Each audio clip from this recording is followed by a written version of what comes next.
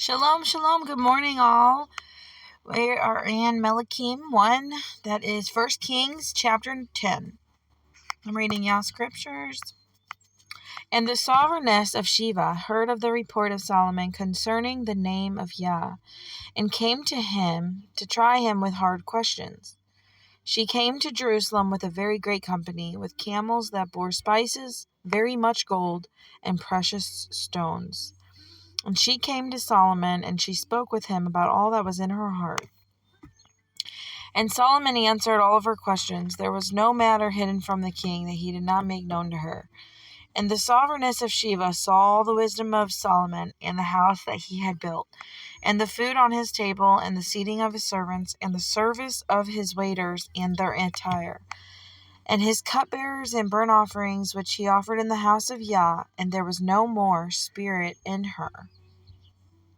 Then she said to the king, The word I heard in my own land about your words and your wisdom was true. But I did not believe the words until I came and saw with my own eyes. And see, I have not been told the half.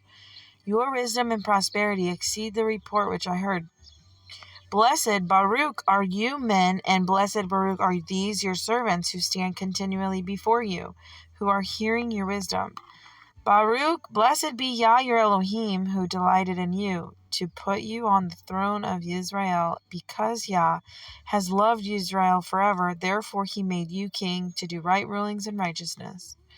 She gave the sovereign 120 kikars of gold and very many spices, precious stones. Never again did so many spices come as the sovereigness of Sheba gave to King Solomon.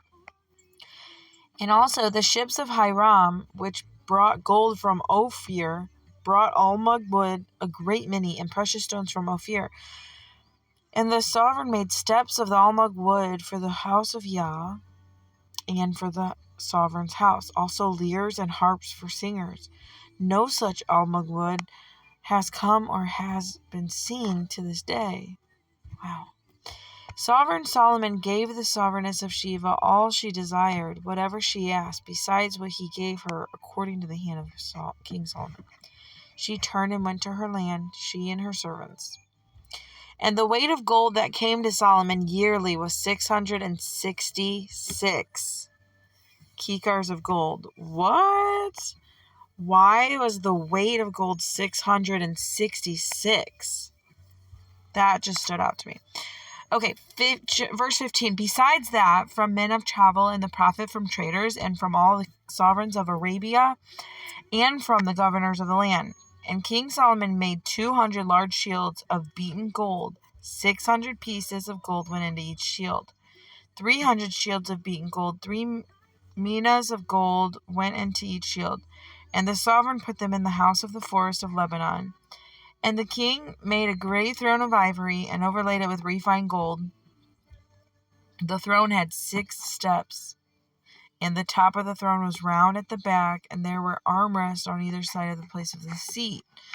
The 2 lions stood beside the armrest, and 12 lions were standing there, one on each side of the 6 steps. The like of it was never made in any reign. And all of the drinking vessels of sovereign Solomon was gold, and the vessels of the house of the forest of Lebanon were refined gold, not of silver, for this was reckoned of little value in the days of Solomon. For the sovereign had ships of Tarshish at sea with the fleet of Hiram. Once every 3 years the ships of Tarshish came bringing gold, silver, ivory, and apes and baboons. And sovereign Solomon was greater than any of the sovereigns of the earth in riches and wisdom. All the earth sought the presence of Solomon to hear his wisdom, which Elohim had put in his heart. And they were each bringing his present, objects of silver, objects of gold, garments, armor, and spices, horses, mules, a rate year by year. And Solomon gathered chariots and horsemen, and he had 1,400 chariots and 12,000 horsemen, whom he stationed in the chariot cities and with the sovereign in Jerusalem.